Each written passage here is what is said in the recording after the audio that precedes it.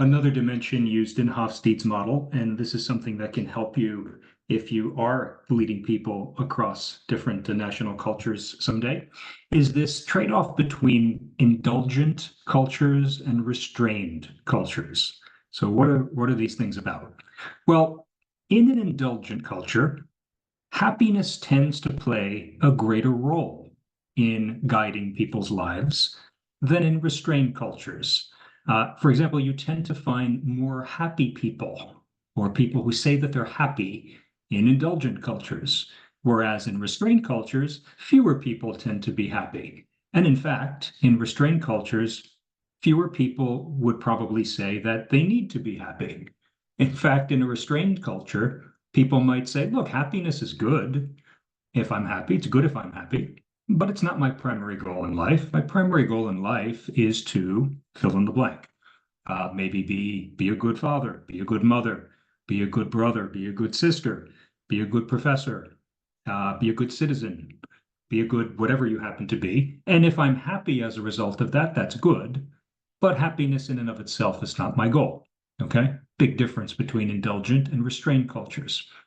Also, in indulgent cultures, people think it's important to say what's on your mind, right? Freedom of speech is very important in indulgent cultures. It's important for everyone to be heard.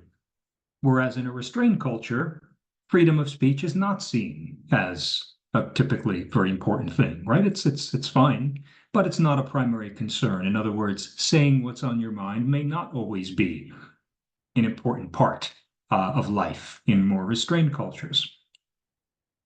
In indulgent cultures, people place a higher importance on their free time, on hobbies, on leisure, on vacations. In more restrained cultures, people place less importance on that. Right? It's less important for me to have free time. It's less important for me to relax. It's less important for me to be able to go on vacation. Why? Because it's less important for me to be happy, right? I'm focusing on my duties or I'm focusing on my responsibilities. Happiness is great. I like it, but it's not my primary goal. Okay. So this distinction is not something we think about every day, but if you happen to be leading people that fit into one of these two different national cultures, it may be interesting to learn that not everybody shares the same motivators. Not everybody across all geographies necessarily shares the same perception and places the same importance on what it means to be happy, what it means to have leisure time, and what it means to always say what's on your mind in every given situation. A couple of my own practical experiences with this in other cultures is I'll use Japan as an example because I spent several years working there and managing people.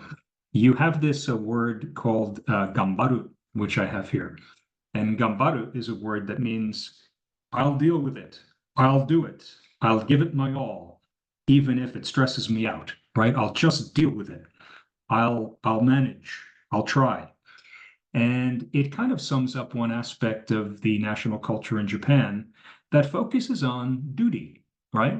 So I would say that traditionally, the Japanese culture has been viewed as a more restrained culture where people are more likely to stick it out, right? To just keep trying and keep going and deal with whatever issues they're facing and not necessarily talk about all of them, but just get on with their work and keep plugging away, keep trying, keep working, even if it means that they're sacrificing a lot. Now, of course, there are pluses and minuses to that, right? A culture that is restrained and focuses on just plugging away and dealing with the problem without talking about it might get high marks for perseverance.